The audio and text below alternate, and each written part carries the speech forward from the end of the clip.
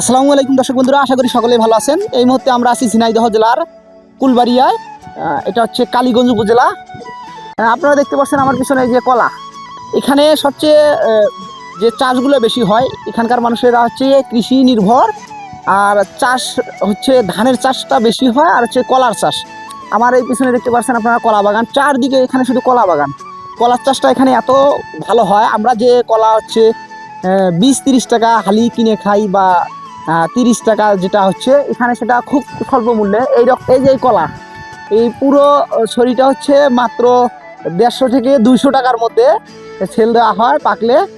আর আমাদের এখানে তো এটা হচ্ছে 5 থেকে 700 টাকা, অনেক বেশি উপরেও যায়। আর এখানে হচ্ছে কেজি ভাও নাকি অনেক জায়গায়, আবার এখানে আছে কেজি ভাও কলা বিক্রি করা হয় না।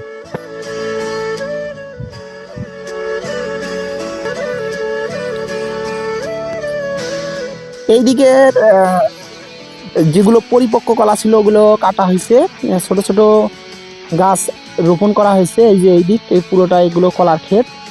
এখানে ড্রাগন ফল, তারপর হচ্ছে লিচু, প্রচুর পরিমাণে চাষ হয়। আমরা এখান থেকে চলে যাব আঙ্গুর খেতে, আঙ্গুর চাষ দেখার জন্য।